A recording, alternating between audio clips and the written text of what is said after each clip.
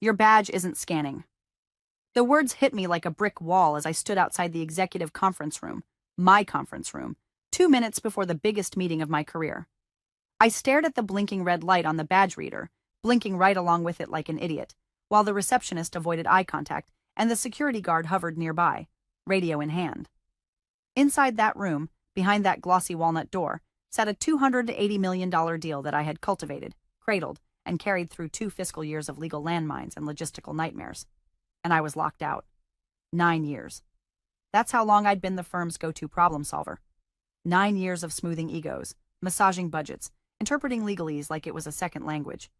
I didn't think outside the box. I built the box, and then I painted it beige so no one would feel threatened. That's the kind of employee I was. Steady, dependable, invisible in the way corporate loves women to be invisible. If you're still listening, pause for a sec. Go ahead, smash that like button, and if you enjoy watching a quiet, competent woman unleash strategic hell on her idiot bosses, hit that subscribe button too. We're just getting started, and trust me, you don't want to miss what happens when the golden boy tries to play chess with a queen who designed the board. Back to the moment. I stepped back from the badge reader, my stomach twisting into a cold knot. I hadn't received a calendar update, hadn't been told the meeting had moved or changed.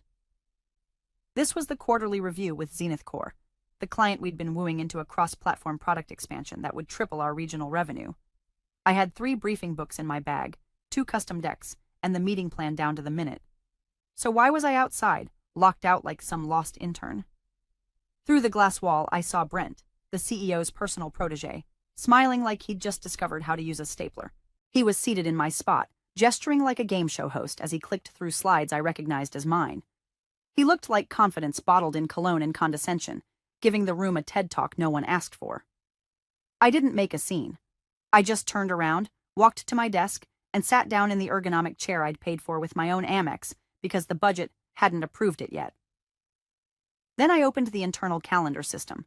The meeting had been changed to executive level only.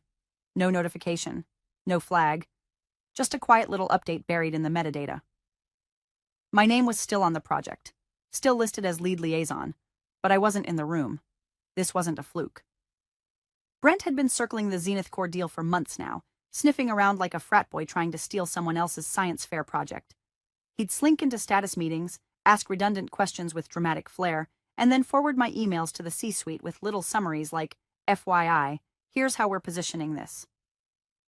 The only thing he'd contributed was a list of synergy phrases he thought we should bake into the pitch. Things like digitally frictionless and cross-market immersion. One time he suggested we change the term user interface to experience portal and gave himself a literal round of applause. And I nodded, took notes, and kept my head down. Because that's what gets rewarded in companies like ours. Not brilliance, not consistency. Just the ability to let mediocrity talk over you while you quietly do the work. It hadn't always been like this. When I first joined, the company had been a little messy but full of promise. I'd helped design half the governance structure during our messy first merger, stayed up till 2 a.m. tweaking client engagement protocols, and onboarded our biggest international partner during a hurricane, with a VPN powered by a backup generator and a glass of boxed wine. I didn't do it for applause. I did it because it mattered. But somewhere along the line, the applause stopped. And Brent arrived. He was shiny, polished, the kind of guy who says value prop unironically and orders sparkling water, because flat makes me sad. He was fast-tracked, MBA'd, and connected. His uncle was on the board, and he let that fact hang in the air like cologne. The CEO loved him. HR adored him. Legal tolerated him. I watched him attach himself to the Zenith Corp deal like a remora on a shark, smiling and nodding his way into meetings he didn't understand and conversations he had no business leading. But I didn't push back. Not directly. I documented. I observed. And one night, 2 weeks before they locked me out of that room, I pulled up a contract from 5 years ago. A minor clause in an old joint acquisition policy that had sat untouched for years. Authored by yours truly during a late-night compliance review when everyone else was arguing over lunch receipts. Joint Authority Protocol, Clause 9.3.4. I reread it, then reread it again. And for the first time in months, I smiled. Not because I'd won anything yet, but because the trap was familiar. And this time, I wasn't the one about to fall into it. 3 days after the badge incident, I was invited to a quick sync with Brent and the CEO. You know the type. No agenda, no context, just a calendar invite dropped like a landmine. Title, Alignment Chat. Smiley emoji in the notes. The room was windowless and airless, one of those off-brand conference boxes with a flickering light that buzzed just loud enough to feel like a threat. I walked in and immediately clocked 3 things. Brent's obnoxiously symmetrical smile, the CEO's fake concerned eyebrows, and, most telling of all, a third chair at the end of the table occupied by someone I didn't recognize. She wore a neutral pantsuit and clutched a legal pad like it was her first communion. "Jennifer," Brent said, like we were long-lost prom dates. We just wanted to touch base on the Zenith Core momentum and discuss forward motion for the org. The CEO chimed in with his signature mix of vague platitudes and carefully curated buzzwords. "You've been incredible. Seriously, no one's questioning your value." Every time someone starts a sentence with "no one's questioning," I mentally brace for the guillotine. I sat down slowly. The woman at the end of the table offered a brittle smile and said nothing. No introduction, no title, just presence. Brent leaned forward like a camp counselor about to confiscate my snacks. "We're looking at a team restructuring post-Zenith Core," he said. "New energy, streamlined workflows. You know, the works.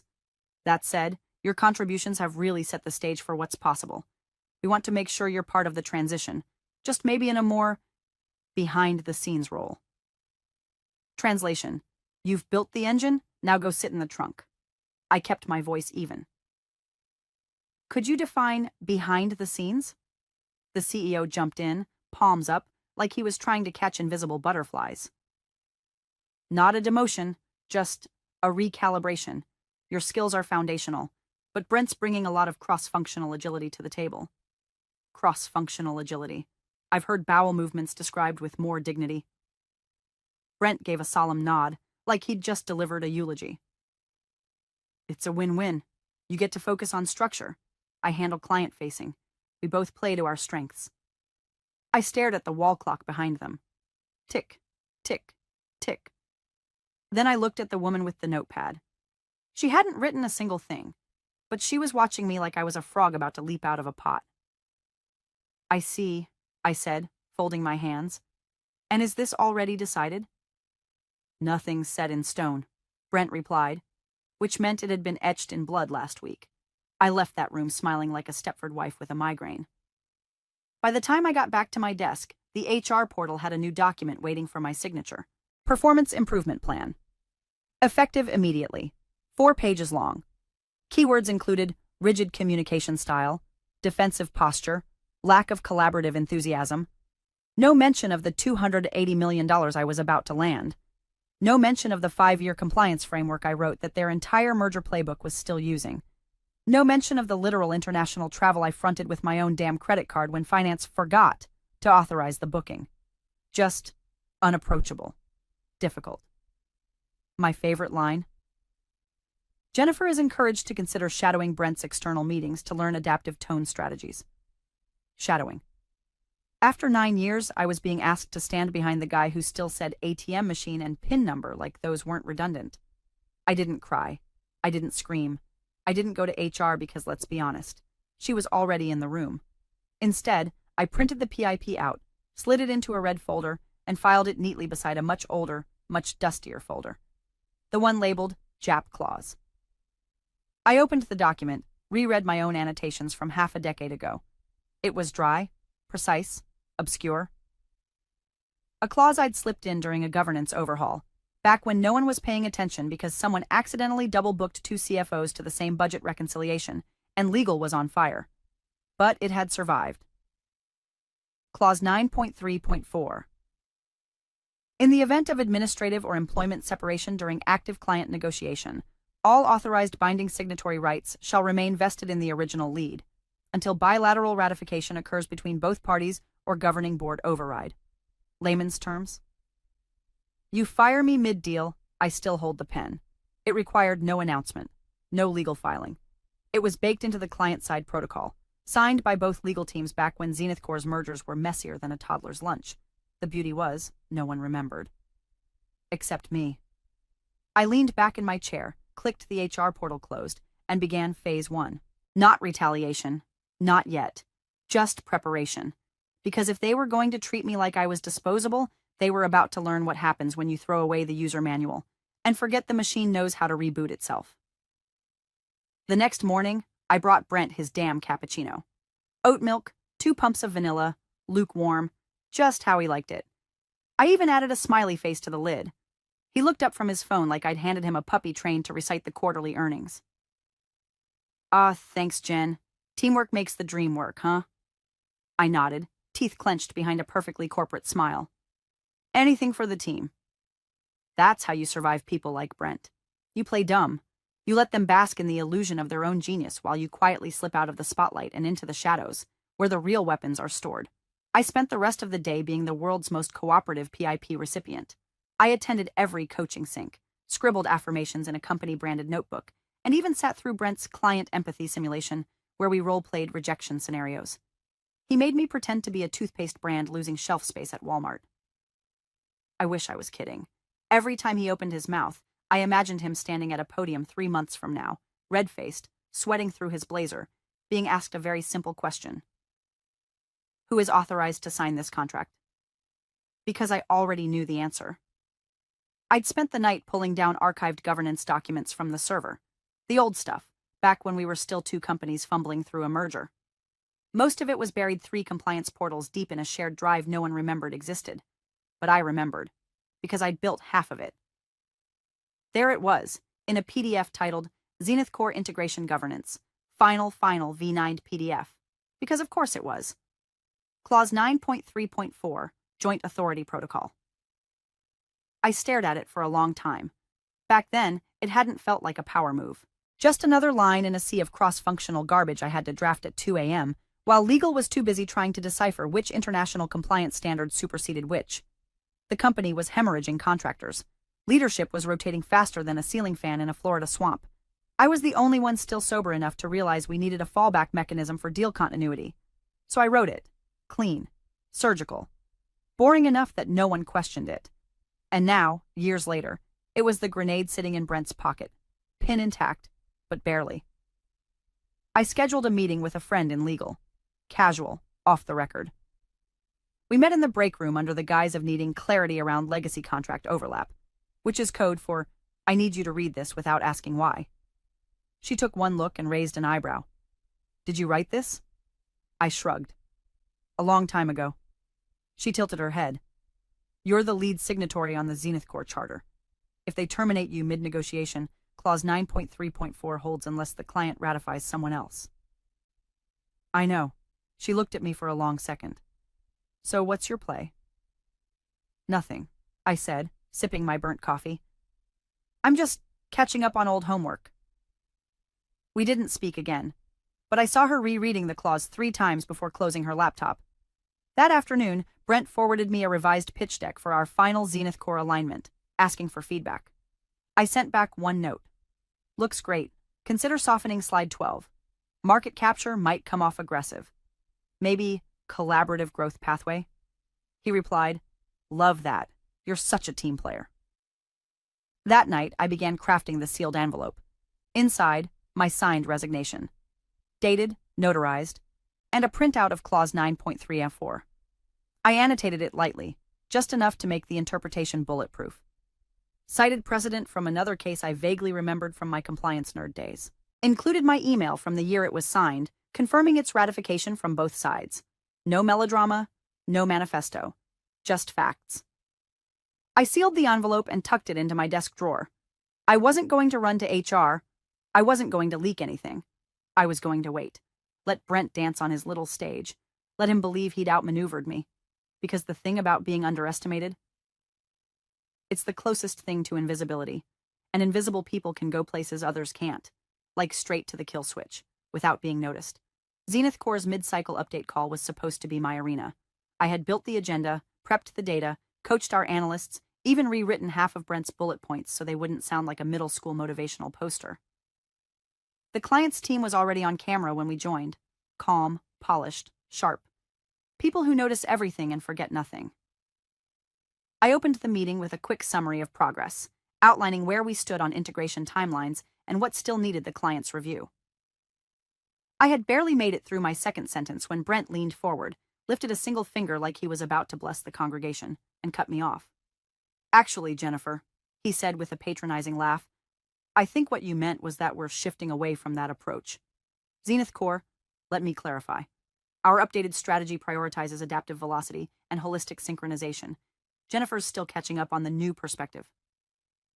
The silence on the call was the kind that could bruise. Zenith Core's lead counsel blinked once, slowly. Their director of ops tilted her head like she had just watched someone fall down an escalator in slow motion. I didn't move, didn't breathe, didn't risk the smallest twitch. Rage has a temperature, and mine was absolute 0. "That's not what I said," I replied evenly. Brent laughed again, louder.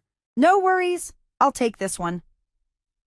And with that, he launched into a rambling monologue that contradicted half the groundwork we'd laid over the past year. He promised deliverables we had explicitly ruled out due to compliance constraints. He redefined timelines so aggressively the ops director began taking notes like she was preparing evidence. He called our fallback plan cute. At one point he said, "This is why leadership's stepping in, to provide, big picture oversight."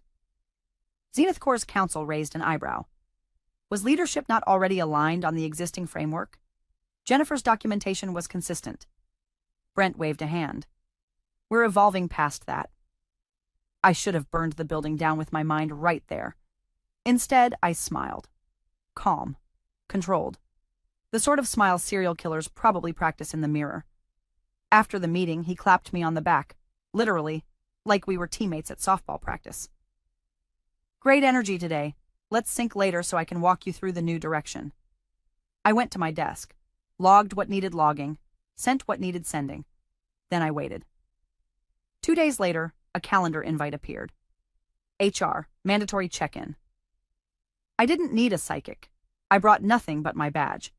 The HR rep, the same neutral-faced observer from the quick sync, read from a script with all the warmth of a voicemail menu.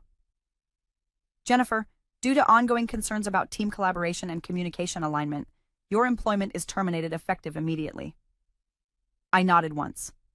Understood. A man from IT hovered behind her like a bouncer at a club I wasn't rich enough to get into. My laptop was taken gently, respectfully, like they'd found it abandoned in a parking lot. My badge was deactivated before I even placed it on the table. By the time I reached my desk, my email had already logged me out. 15 minutes. That's all it took for 9 years to vanish into a black screen. I packed slowly, deliberately. My mug, my pen set, the notebook with color-coded tabs that had gotten me through 5 product lines, 3 mergers, and a CFO who thought CSV was a sports league. The office lawyer, Mark, happened to walk by as I zipped the last compartment of my bag. He froze, guilty, sympathetic, confused. Lawyers always know when something is off. They can smell administrative rot before anyone else. I turned to him, expression neutral, voice steady. "Mark, before I go, this is for you." I handed him the sealed envelope. Thick, heavy, weighty with intention. He looked at it like it might explode. "Jennifer, what is this?" "Continuity," I said. "You'll understand soon." And I walked out. No tears, no yelling, no dramatic speeches in the lobby or parking lot, just the kind of stillness that settles right before a lightning strike. Beautiful, quiet, and absolutely deadly. Because I wasn't leaving defeated. I was leaving loaded. I didn't answer a single call. Not from the receptionist who left a shaky voicemail asking if I'd happened to know where the updated deliverable timeline spreadsheet was. Not from Brent's assistant, who sent 3 consecutive emails with the subject line, "Just checking." Not even from Mark, the company lawyer, whose final text read, "Jennifer, we need to talk. Urgently." Let them stew. Let them marinate in the soup they seasoned with their own smugness. I bought myself a cheap burner phone, muted my inbox, and disappeared into what I called my post-corporate hibernation, aka the guest bedroom of my cousin's house, with blackout curtains and a French press that could resurrect the dead. From that quiet cave, I watched from a distance. Zenith Core's public updates dried up. The joint press release scheduled for Thursday never launched. A LinkedIn update about the strategic expansion quietly vanished. A polite line of inquiry began making the rounds. "Where's Jennifer?" I wasn't on the Slack channels anymore. My profile picture had been wiped. My email bounced. And yet, my name kept surfacing in meeting transcripts. In one virtual session, Zenith Corps' lead counsel asked a simple question. Was Jennifer reassigned, or did she resign? Brent said, transitioned. The counsel paused. And was this transition communicated via formal clause override? Brent blinked. Via what now? The silence that followed was so long the meeting log shows it as a 5-second audio void. Someone on their side must have gone digging, because 2 hours after that meeting ended, Mark finally unsealed the envelope I gave him. Inside was a 3-piece gift set, my formal resignation letter, dated the morning of my termination, with notarized proof of submission. A copy of Clause 9.3.4 from the Zenith Corps Charter, printed on firm letterhead. My annotations. I had footnoted relevant precedent cases, including one from a 2013 pharmaceutical merger, where the exact clause had triggered a legal delay when a mid-negotiation team reshuffle led to contractual ambiguity. That case settled out of court for $86 million in damages because someone thought authorized signatory was just a formality. It wasn't. Mark read the packet 3 times. Then he called the CEO. Then he called Brent. According to someone still on the inside, bless their encrypted signal updates, the next internal meeting was 30 minutes of exploratory panic. Because here's the thing, the JAP clause wasn't a suggestion. It was binding. And it said, clearly, undeniably, that in the event of a mid-negotiation termination, all binding signature authority would remain vested in the original deal lead until both the client and the company agreed on a new authorized party. Meaning, the deal was frozen. Brent couldn't sign. The CEO couldn't sign. Legal couldn't even rubber stamp a revision until Zenith Corps signed off on a new lead. And guess who hadn't done that? That's right, Zenith Corps. Why? Because no one had told them I was gone. They'd been assuming I was just off the grid, maybe on sabbatical, maybe deep in internal alignment. No one had the guts to say, we fired her. And now they were caught holding a $280 million deal with no legal pen in the room. Inside my cousin's spare bedroom, I sipped coffee and reread the last clause of my annotation. Per Section 9.3.4, authority does not transfer automatically upon internal restructuring or personnel removal. Only by mutual ratification, acknowledged in writing, shall new authorization be granted. Mutual ratification. In writing. There was no such writing, and unless I chose to ratify it, which I wouldn't, the deal wasn't going anywhere. From the outside, I was silent, absent, irrelevant. But behind the curtain, I was the ghost in their machine, the one they built the deal around, and the only one who still had the keys. Brent, being Brent, didn't believe the rules applied to him. A week after my departure, he showed up to the Zenith Corps status review with that same overgroomed confidence and a fresh haircut that looked like it had been shaped with a ruler. He swaggered into the Zoom room in a pressed button-down and immediately launched into a stream of enthusiastic corporate babble. Great to see everyone. We're excited to accelerate Phase 2.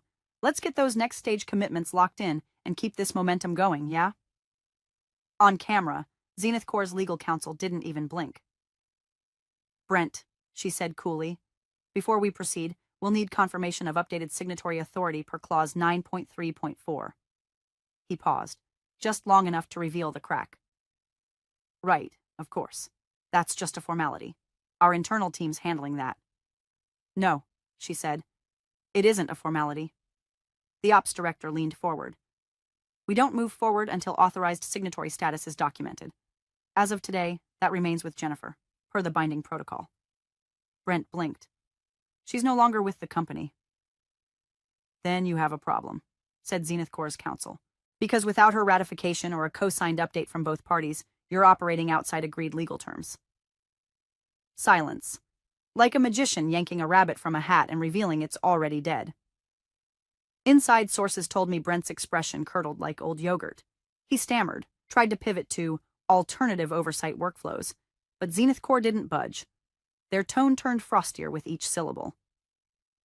This is a $280 million commitment, their rep said. We don't wing it on signatures.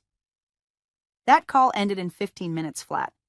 Brent didn't even get to the part where he'd rebranded our implementation schedule as the Velocity Engine. Back at headquarters, the spiral began. The CEO tried to call me. Twice. I watched his number light up the burner phone I'd duct-taped to the wall. I didn't answer. He left a voicemail that started with, "Hey Jennifer, we just want to clear up a few loose ends," and ended with the kind of forced chuckle people make when they're trying not to scream in a parking garage. Legal had an emergency meeting within the hour. The findings? Nothing had changed. Clause 9.3.4 was airtight. I was still, in the eyes of the law and the client, the only human being on Earth with the authority to finalize that deal.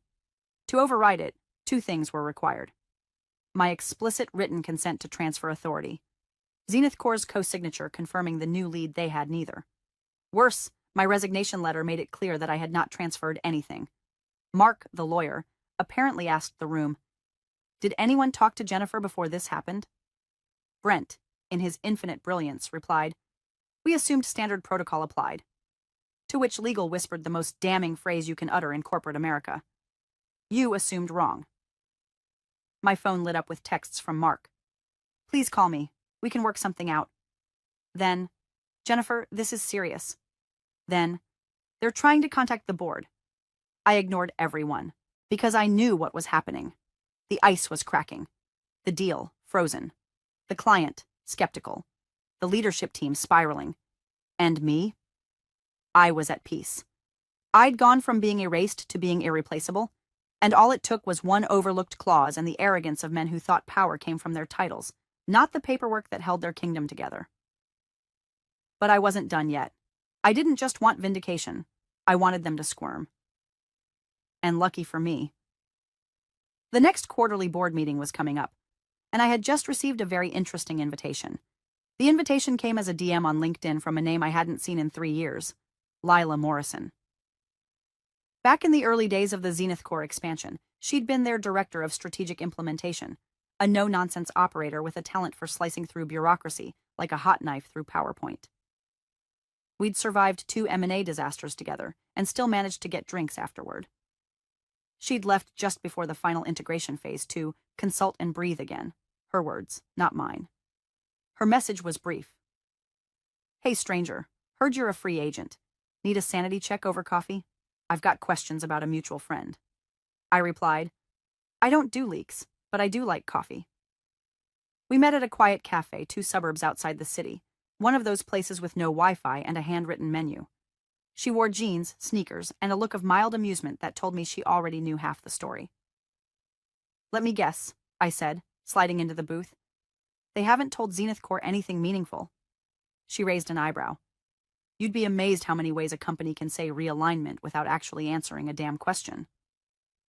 I didn't trash Brent, didn't drag the CEO, didn't say a word about the clause, the chaos, or the panicked voicemails now hitting my inbox at 2 a.m. like desperate Morse code. Instead, I asked, "What do they think the deal's supposed to do long-term?" She blinked, then smiled. I laid it out clean. The way we'd designed the pilot to scale globally without fracturing regional workflows. How the sandbox testing parameters actually anticipated the regulation Zenith Corps' legal was just now flagging. How the full implementation schedule hinged on a single Q3 node that, if missed, would snowball delays for a year.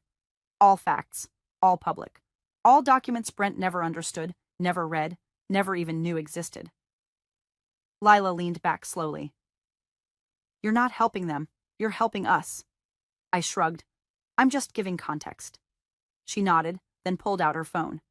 And context changes everything. 3 days later, I got word from an old analyst friend, still stuck inside the firm, that Zenith Corps was reevaluating key aspects of the agreement.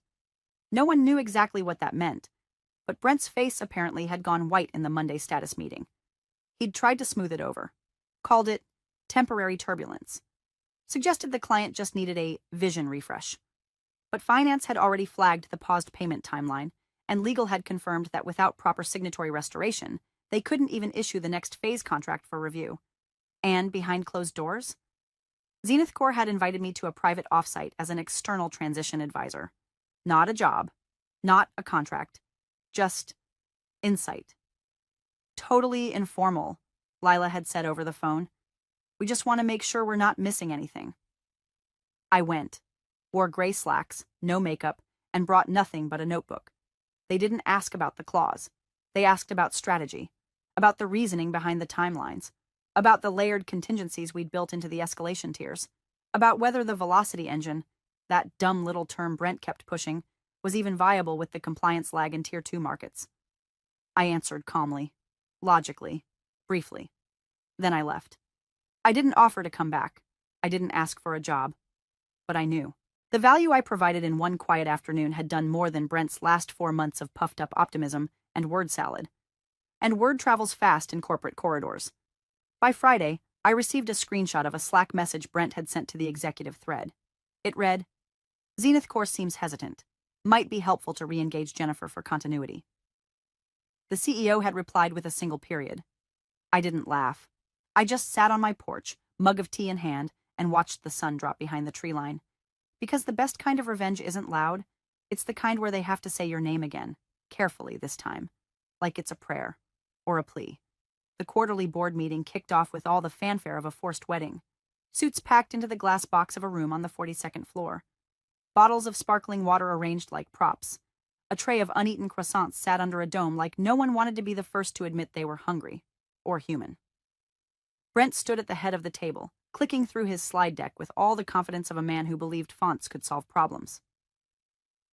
Slide 10 outlines the key timeline realignment for the Zenith Core rollout, he said, gesturing like a cruise director. As you can see, the temporary stall has given us a chance to revisit core delivery mechanisms, which, if properly leveraged, could drive even greater long-term integration. One of the board members coughed. Another looked down at his printed agenda like it was a treasure map he'd misread. The CEO sat rigid, jaw clenched so tightly you could hear his molars grinding between slides. Brent was halfway through a chart labeled Optimization Curve, Client Engagement Phase 2, when the conference room door clicked open. Zenith Core's lead counsel stepped in. Not virtually, in person. That alone should have dropped the room temperature 10 degrees. She didn't sit, didn't smile. Just opened a slim black folder and placed it gently on the table like a warrant.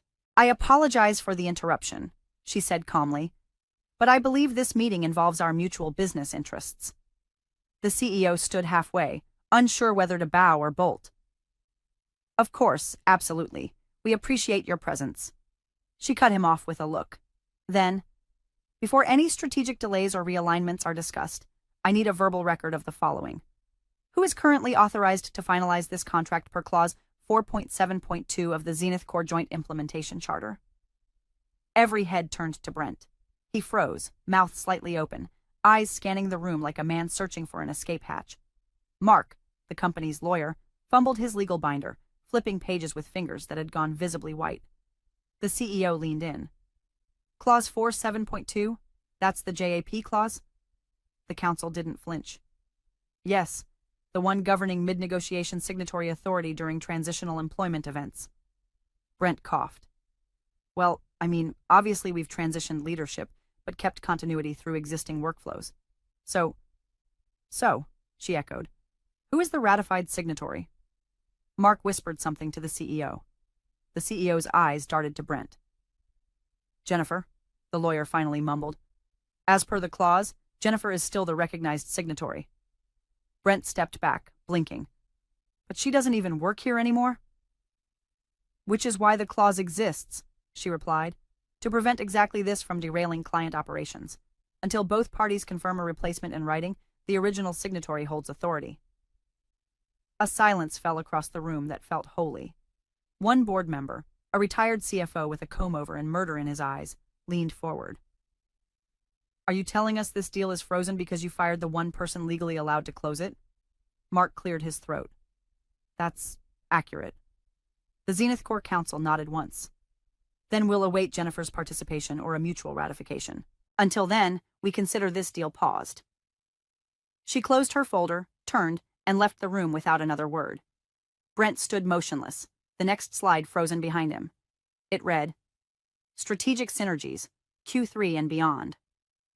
The irony was so thick you could have used it to frost a cake. The CEO didn't say anything for a long time.